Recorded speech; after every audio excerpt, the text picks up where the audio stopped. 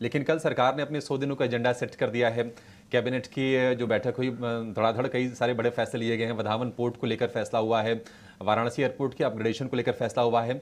तो क्या जो कैपिटल गुड्स, इंफ्रा, क्रेन वाली जो ये कंपनीज हैं, क्या इनमें तेजी बनी रहेगी, वहां पर बाइंग करनी चाहिए? और दूसरा जरा आईटी को लेकर आप गाइड कर दीजिए सर, क्योंकि हम देख रहे हैं कि यूएस में जो बड़ी कंपनीज हैं, माइक्रोसॉफ्ट हो या फिर एनवीडिया हो, देखिए $3.25 बिलियन का वहां पर मार्केट कैप उसका हो गया। तो क्या किस तरह से आप देख रहे हैं आईटी स्टॉक्स को और इंफ्रा स्टॉक्स को? तो अभिषेक देखिए, इंफ्रा स्टॉक्स इस मार्केट के लीडर हैं। केपेक्स, इंफ्रास्ट्रक्चर हम जिन्हें बोलते हैं वो लीडर रहेंगे। अब इनको जो खरीदने का समय आता है वह आता है 4 जून जैसे माहौल में, जब मार्केट के अंदर किसी भी कारणवश से थोड़ी सी गिरावट आती है। तो उस समय आपको चुपचाप डरना नहीं चाहिए, आपको बाइंग करनी चाहिए। अगर आपने 3 से 5 साल का व्यू रखा है तो मुझे नहीं लगता कि इंफ्रा और रेलवे स्टॉक्स या डिफेंस स्टॉक्स में कोई समस्या है।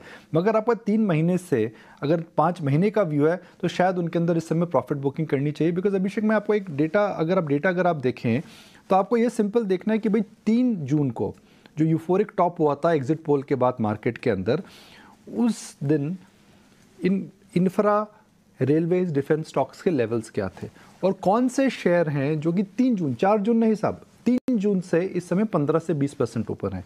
तो जो 15 से 20% का अप्रिसिएशन हुआ है, मुझे लगता है कि वो इतना सस्टेन नहीं करेगा।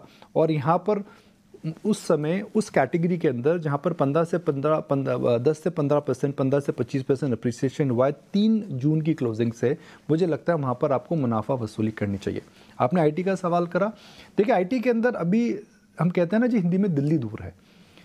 मैं इसलिए बोल रहा हूँ बिकॉज आईटी की किसी भी कंपनी के अंदर मुझे पूर्ण रूप से समझ में नहीं आ रहा है कि एक टर्न आ रहा है। देखिए, जो चीज़ में ग्रोथ नहीं है, मार्केट उसको रिविजिट नहीं करेगा। देखिए, प्राइवेट बैंक्स में ग्रोथ नहीं आ रही थी, एचडीएफसी बैंक में समस्या आई। 3 साल तक मर्जर के बावजूद एचडीएफसी बैंक का शेयर कहीं नहीं गया। जब पीएसयू बैंक्स में ग्रोथ नहीं आ रही थी तो कुछ सालों तक पीएसयू बैंक्स के अंदर हमने देखा तेज़ी नहीं देखने को मिली थी। आईटी के अंदर ग्रोथ नहीं है।